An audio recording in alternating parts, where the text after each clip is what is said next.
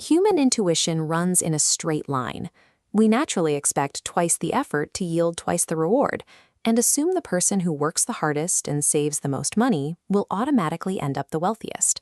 But the math of wealth breaks that intuition. Picture two savers. The first invests $60,000 over a single decade and then completely stops. The second saves 3 times as much, $180,000, working and paying in steadily for 30 years. 4 decades later, the one who quit early and put in a fraction of the cash is ahead by more than $250,000. Or look at income. A professional earning $200,000 a year can spend their entire career hitting their targets, but the moment their paycheck stops, everything stops. They have 0 years of runway. Meanwhile, someone earning only $80,000 but holding $1 million in assets can stop working tomorrow and draw an income indefinitely. These specific outcomes look like magic tricks or lucky gambles. They are neither. They are the strict, mechanical results of financial laws.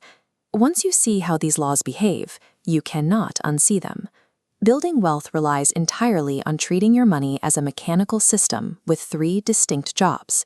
If you miss any one of these 3 steps, the entire structure eventually collapses. The first job is momentum. To get money to actually grow, you have to rely on compounding, which is driven entirely by the invisible, curved math of time. This animated graph illustrates the problem. We are wired to expect a steady staircase, but compounding acts like a ski jump. For a very long time, it does almost nothing.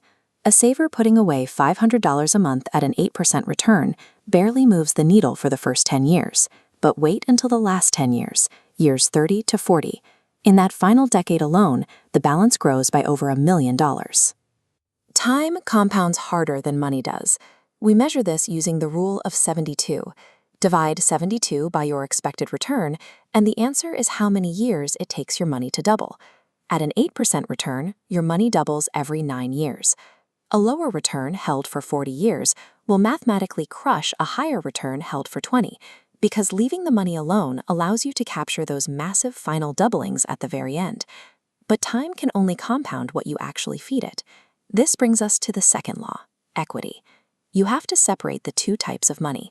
The first is cash flow, or the river. Your salary, your wages, the money paying for your rent and groceries. It flows fast, but it does not compound because you consume it. The second type is the reservoir, equity ownership. Money sitting in shares of a business or a stake in property is the only capital that actually compounds, for the simple reason that you leave it alone. Earning a raise increases the speed of the river.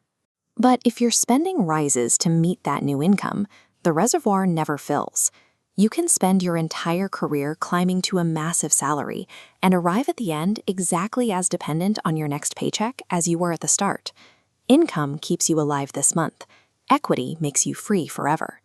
The entire objective of momentum is converting the money flowing down the river into the reservoir before you run out of time. Once momentum is built, you reach the second job, structure. You have to decide who actually captures that growth. This introduces the law of leverage. This diagram illustrates how leverage works on the upside. Imagine buying a $300,000 house, putting only 10% down, $30,000 of your own money, while the bank covers the rest. If the house value rises by 10% to $330,000, your personal $30,000 stake just doubled to $60,000. The asset moved 10%, but your specific cash saw a 100% return. Now run the exact same math in reverse. The house price dips by 10%. Your loan amount does not shrink. You still owe the bank everything you borrowed. That minor 10% dip completely erases 100% of your equity, leaving you underwater on a house that barely moved. Leverage does not create wealth. It is simply borrowed amplification. It multiplies both your gains and your losses in perfectly equal, brutal proportion, while transferring the entire risk of failure directly onto you. Momentum and structure are entirely useless if you are not standing there to collect the results at the end.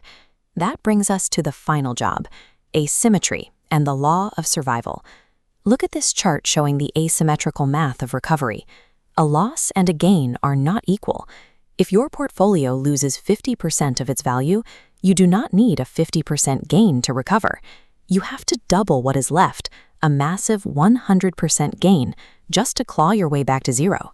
Compounding has one fatal enemy, and that is absolute zero.